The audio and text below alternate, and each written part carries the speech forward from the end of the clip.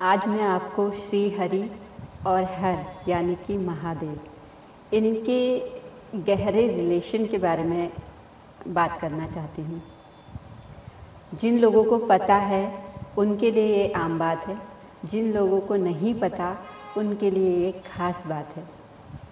आप अधिकतर देखते होंगे हमारे जितने भी टीवी सीरियल्स वगैरह आते हैं, जो भी हमारे वेद है, पुराण हैं या शास्त्र हैं या जो भी हैं, इनमें ये श्री हरि विष्णु और भगवान भोलेनाथ इनको एक दूसरे को अपना अपना आराध्य मानते हुए देखा होगा कि भगवान भोलेनाथ कहते हैं श्री हरि विष्णु, जिन्हें वो राम के नाम से भी पूजते हैं, और भगवान श्री राम या श्री हरि विष्णु जो भोले बाबा को अपना आराध्य मानते हैं। तो आखिर इनमें ऐसा क्या रिश्ता है कि ये एक दूसरे को अपना आराध्य मानते हैं? जितना मुझे समझ में आया मैं वो शेयर कर रही हूँ। अगर मैं कहीं पर गलत होंगी तो आप मुझे करेक्ट करना, मुझे कमेंट करना। जैसे कि हम देखते हैं इस सृष्टि में जो ऊर्जा रूप में ईश्वर तत्व है वो 3 रूपों में समाया हुआ है, ब्रह्मा, विष्णु और महेश। और इन तीनों के साथ इनकी 3 आदि शक्तियाँ भी हैं। अब हम बात करते हैं कि ये 3 शक्तियाँ क्या हैं, जैसे ये 3 ऊर्जाएं क्या हैं। ये इनको कोई एक नाम दे पाना बहुत ही कठिन है।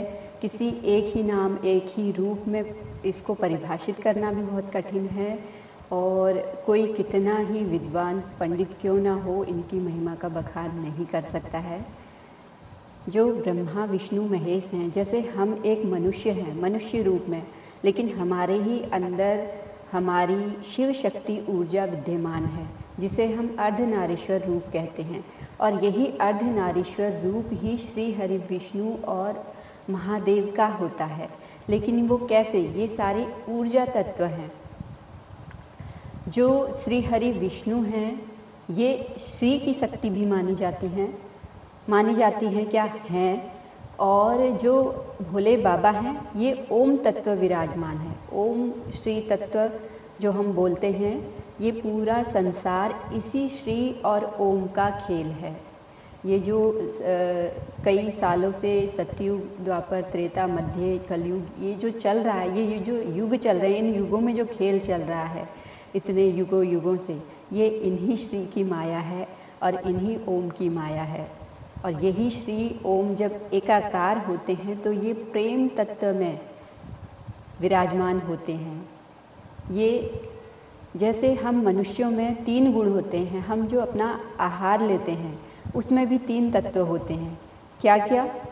हमारा जो आहार होता है तामसिक, सात्विक और राजसिक, मतलब कि तम, रज और सत। तम की शक्ति भोले बाबा के पास है, मतलब संहार के देवता। श्री की शक्ति विष्णु जी के पास है, मतलब कि भक्ति और शक्ति के प्रतीक। और शक्ति का मतलब जो श्री काली हैं, माँ काली आदि शक्ति, शक्ति स्वरूपा, जो सभी देवी देवताओं के अंदर शक्ति रूप में विद्यमान है। इस समस्त जो सृष्टि है इसमें माँ प्रकृति के रूप में विद्यमान है, ऊर्जा चेतना के रूप में विद्यमान है। और जो तम की शक्ति है ये जड़ के रूप में इस समस्त सृष्टि में जो जड़ रूपी पदार्थ हैं इन रूप में विद्यमान है। और जो हमारा राजसिक गुण होता है ये क्या होता है? 50% तम, 50% सत, मतलब सात्विक ऊर्जा। इन दोनों का जो बराबर मिश्रण होता है ये होता है राजसिक, जिसमें कुछ तमोगुण भी हैं, जिसमें कुछ सतोगुण भी हैं।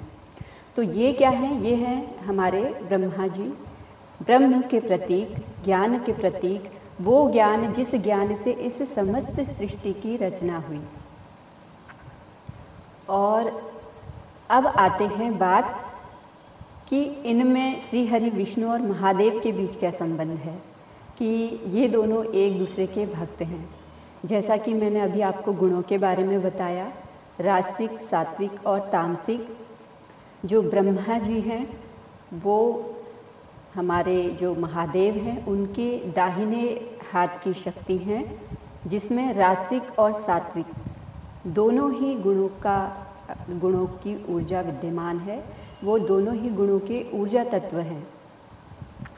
और जो हमारे श्री हरि विष्णु जी हैं, जो कि सात्विक तत्व की प्रधानता लिए हुए हैं, वो हमारे भोले बाबा के बाएं तरफ, यानी बाएं साइड में कौन सी शक्ति होती है हमारे दाहिने जो साइड में होती है वो शिव शक्ति होती है। हर मनुष्य की जो दायां पार्ट होता है वो शिव का होता है, जो बायां पार्ट होता है वो शक्ति का पार्ट होता है।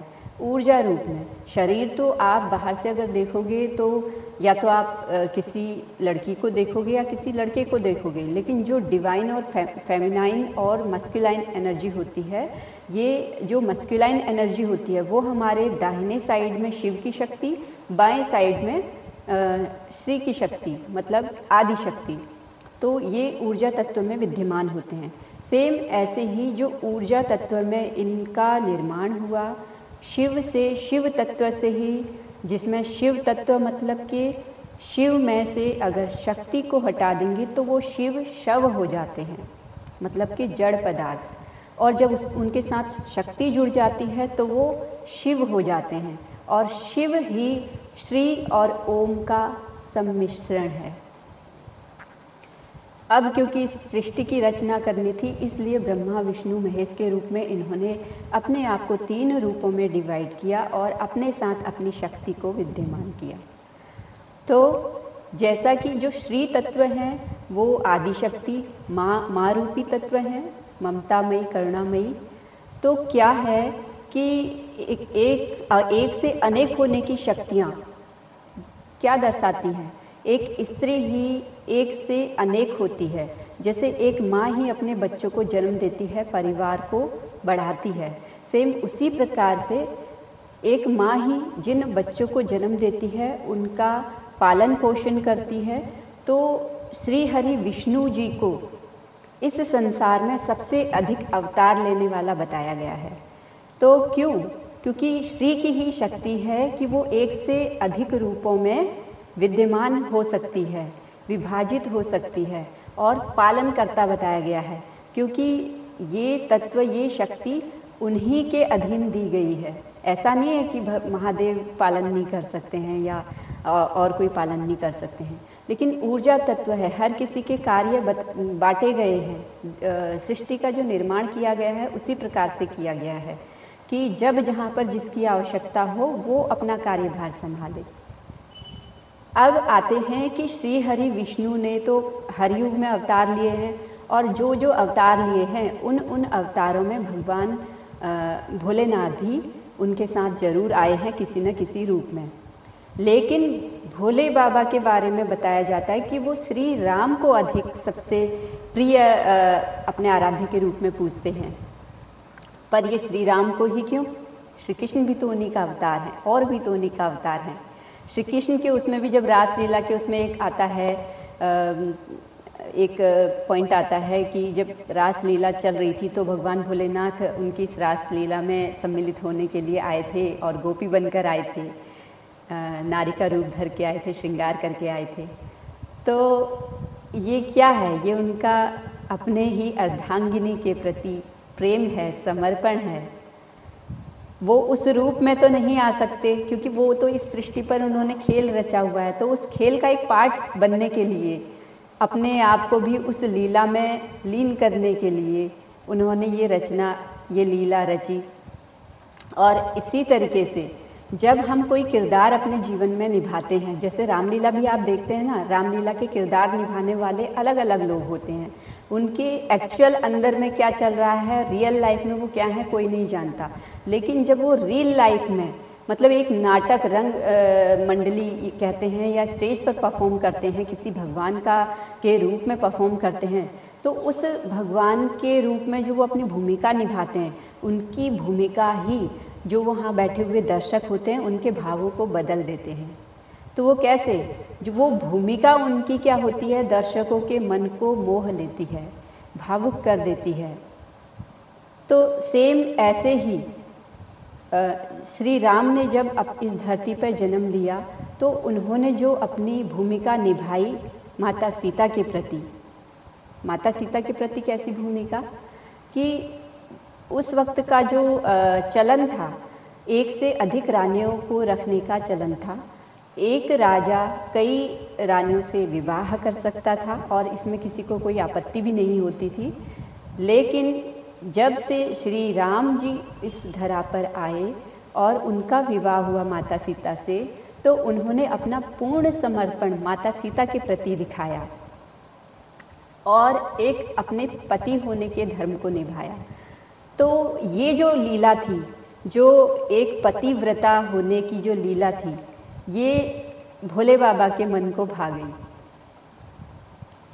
जब कृष्ण का अवतार हुआ था, उसमें भी आपको पता होगा कि श्री कृष्ण ने तो बहुत सी शादियां की थी, वो भी स्थिति परिस्थितियों के अनुसार, क्योंकि वो समय की मांग थी। क्योंकि कर्मा होता है ना, इस संसार में जो कर्मा करता है वो ईश्वर ही क्यों ना करे भले ही, लेकिन उस कर्मा के चक्र में फंसने के बाद जब तक वो कर्मा क्लियर नहीं होते हैं, तब तक उन्हें इस धरती पर जन्म लेना ही पड़ता है। तो ऐसे ही जब श्री रामचंद्र जी ने जन्म लिया था, तो कुछ कर्मा उनके उस जन्म में बन गए थे जो उन्हें श्री कृष्ण के जन्म के रूप में लेने के बाद में यहाँ तारने थे। औरों को भी तारना था और अपने आप को भी तारना था, क्योंकि मनुष्य रूप में तो उन्होंने भी जन्म लिया था, उन्होंने भी जाने अनजाने में कई कर्मा किए थे।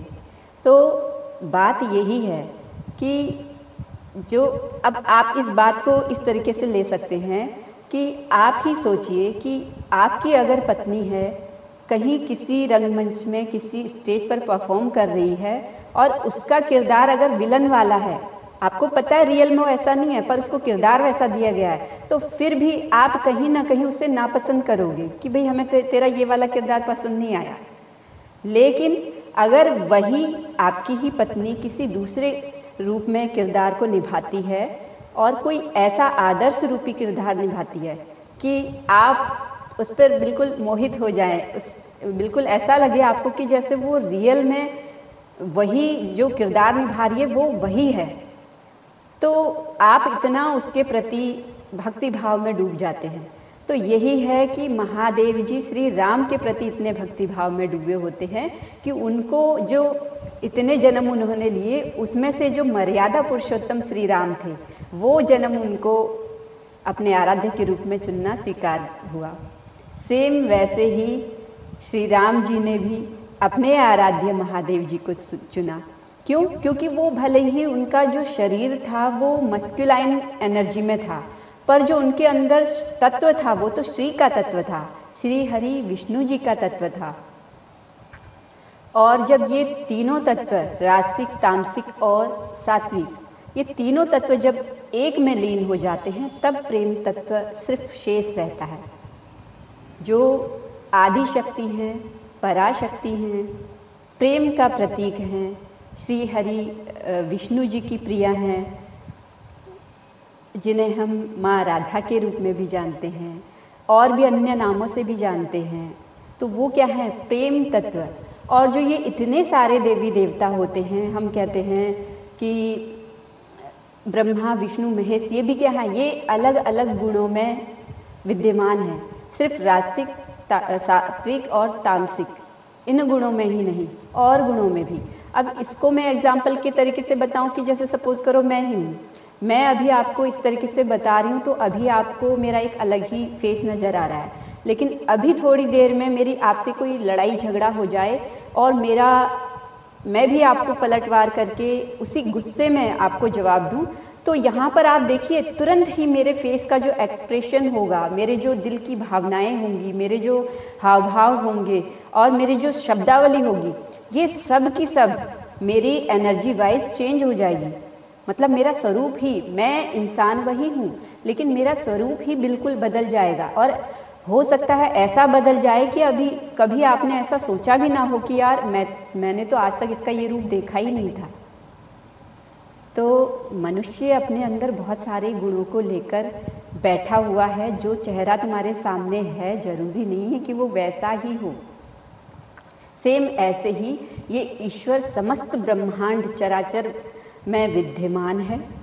ये जल भी है, थल भी है, नभ भी है, वो निराकार भी है, वो साकार भी है, वो सगुण भी है, वो निर्गुण भी है, वो हर रूप में विद्यमान है।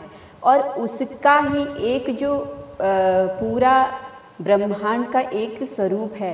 ये सृष्टि जो सनातन नियम से चल रही है, ये संपूर्ण सृष्टि उसी नियम पर चल रही है। लेकिन जब वो अपने अपने गुणों को अलग अलग रूपों में धारण करती है तो उसके अलग अलग स्वरूप बन जाते हैं। जैसे जब वो एक ज्ञानमयी, ज्ञान की देवी बनती हैं तो माँ सरस्वती का रूप धारण कर लेती हैं। जब वो शक्ति का रूप धारण करती हैं तो माँ काली का रूप, माँ दुर्गा का रूप धारण कर लेती हैं। जब वो ममतामयी, दयामयी, करुणामयी रूप में विद्यमान रहती हैं तो वो श्री हरि विष्णु जी, उनके साथ माँ लक्ष्मी जी, उनका रूप धारण कर लेती हैं।